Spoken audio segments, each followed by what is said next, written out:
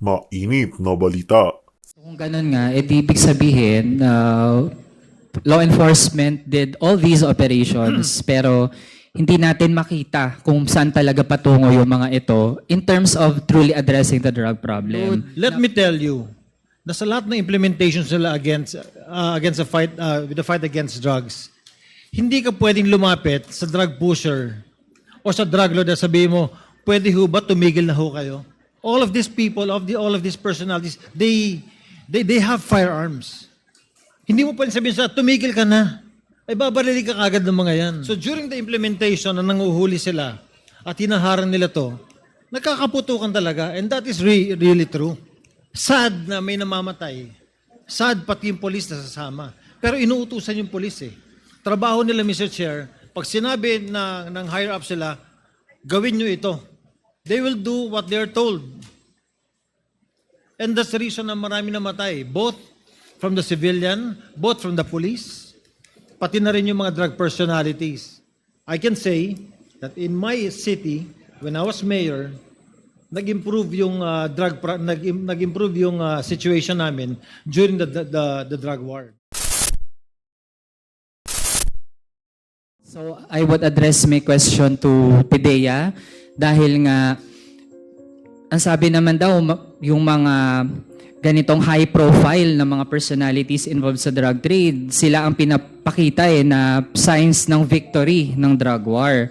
So gusto po nating matanong sa PIDEA kung sa Albuera, Leyte at kung saan man yung mga karatig na mga lugar, no? Kasi nga kung may drug trade, ano naman yan, magkaka-connect yan. Mr. Chair, gusto nating malaman, nung napatay si Rolando Espinosa, maging yung mga tumulong sa legal aspect, sina Attorney John Ungab, si Fiscal Mary Ann Castro. Nung napatay po sila, nagkaroon ba ng concrete na mga manifestations na na-resolve nga yung drug problem sa Albuera, Leyte at hindi na ito nag-spike ulit? May ganun po bang mapanghahawakang patunay ang PIDEA? That's your last question, Congressman Manuel. And last one after, Mr. Chair. Thank you. Mr. Chairman, Your Honor,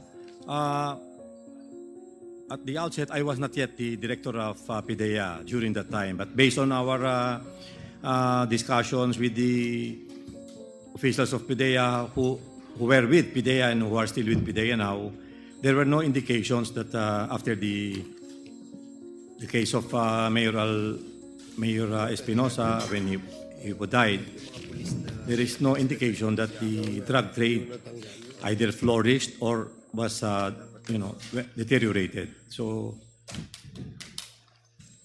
okay. Thank you for that, Mr. Chair. So kung ganun nga, ibig sabihin, law enforcement did all these operations pero hindi natin makita kung saan talaga patungo yung mga ito in terms of truly addressing the drug problem.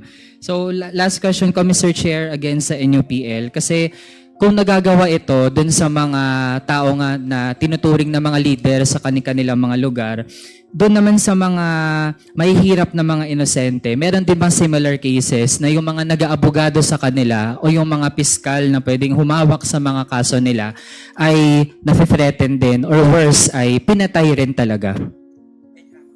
Yes. Yes, thank you, Mr. Chair. In fact, there had been cases of lawyers being killed. Mentioned kanina yung ilan. The Quadcom hearing today, actually, Mr. Chair, opened a new vista from the testimonies of Kerwin and with the case of General Barayuga. Because usually, the main issue in the EJK on drug war are drug suspects. But now it seems, Mr. Chair, that there are people who are not even involved in drugs. They're merely being used as a cover. Drug war is used as a cover to eliminate somebody like General Barayuga. Lawyers of drug suspects were killed not because they're involved in drugs, but they defended drug suspects. There are cases wherein the drug war was used against political opponents. And of course, Mr. Chair, there are also human rights defenders who merely protested against the killing of drug suspects who were also victims of EJK. So this is the new vista opened in this hearing, Mr. Chair. And there were cases wherein the lawyers of victims like Attorney Ben Ramos, for example, have been assassinated merely because President Duterte once issued a statement that these drug lords, drug suspects, use lawyers to defend them in court, and then he said, isasama ko kayo. And then lawyers began dying all over the country immediately afterwards, Mr. Chair. So there are victims outside the drug war, in a sense, who were also victims of EJK, Mr. Chair.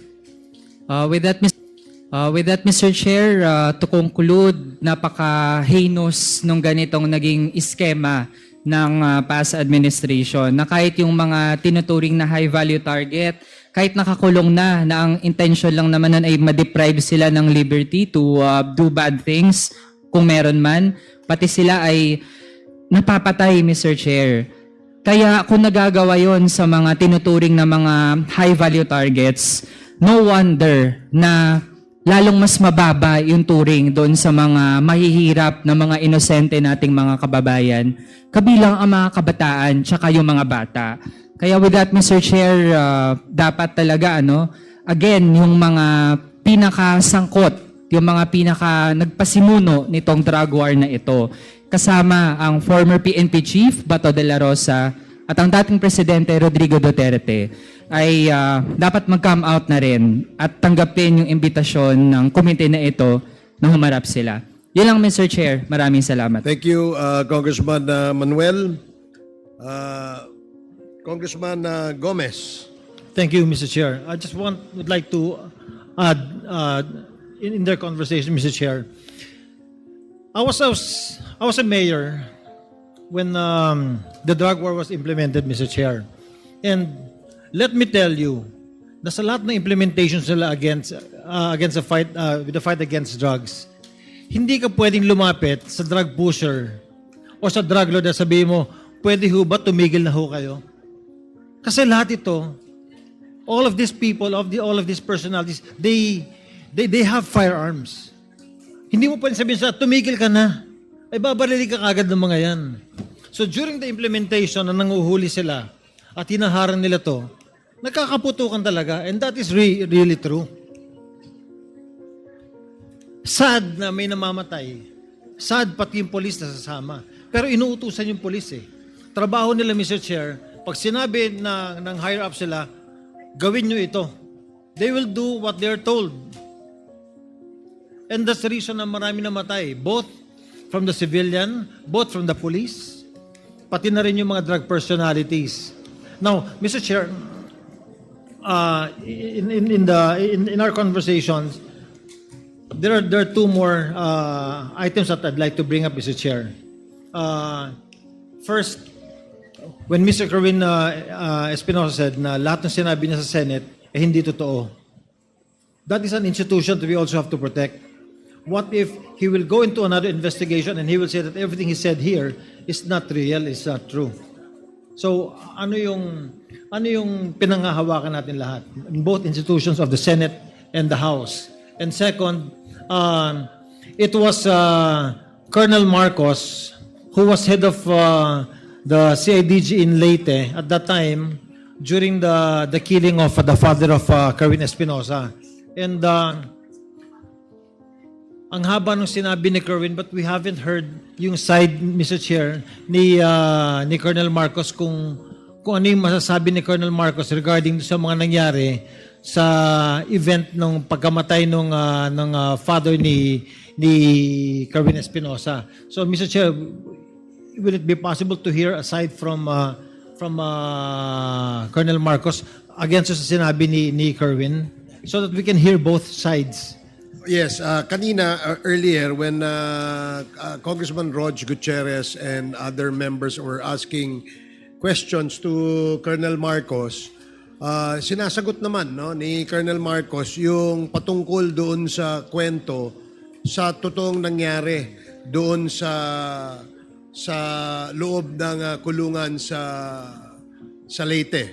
Bye-bye. And somehow he has already given some information to the committee as to kung ano naman yung side o yung version ng story on the side of Colonel Marcos. Yes, Earlier, may mga comments na dinagdag si Colonel Marcos, but we reminded him na hindi pa pwedeng sumobra yung kanyang sagot dun sa tanong na tinatanong ni Congressman Gutierrez, and we promised him that we will give him time later on before we shift to another topic para magkaroon din ng pagkakataon siya sa committee ito na magkwento o mas masagot yung mabigyan ng isang side o isang angulo yung sinasabi naman ni Kerwin Espinosa.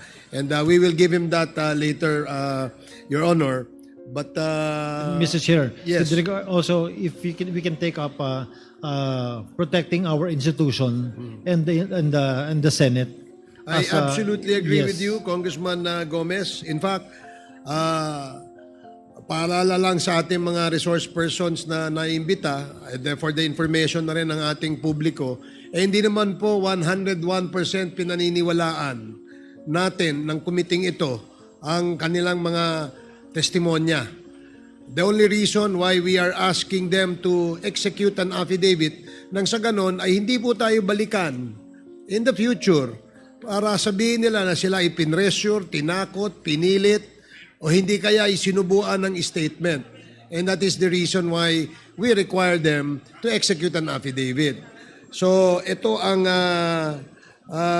gusto nating sabihin because we really want to protect the institution, both the Senate at itong lower house.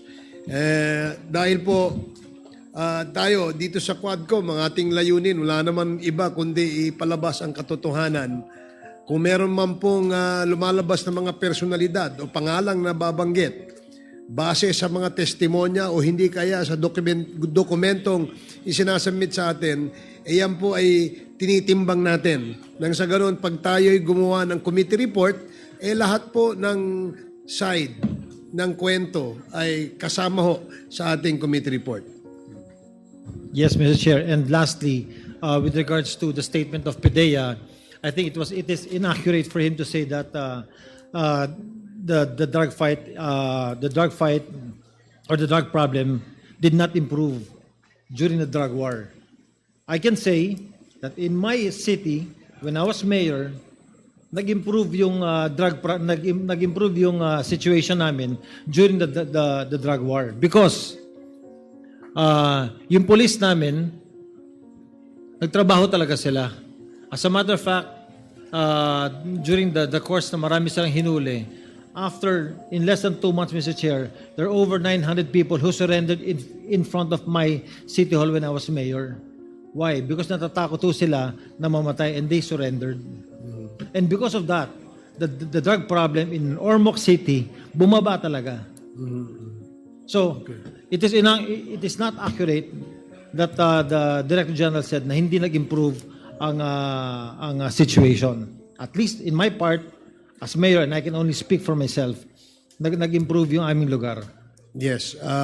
May we now ask PDEA to categorically state, is this the opinion of the Director General only, or this is based on reports or facts that were gathered by the PDEA when you said that it did not improve? Your Honor, Mr. Chairman, the question that was asked was that with the passing away of Mayor Espinosa, did it have any effect in Albuera? That's why my answer was that as far as Albuera is concerned, we neither have any indication whether it diminished or the drug campaign or the drug trafficking situation flourished. That was my answer, Your Honor. Okay. Does that satisfy Congressman Gomez? I'm good, Mr. Chair. Thank Okay. you. Thank you, DG. Thank you, DG. Thank you, Congressman Gomez. The next to interpolate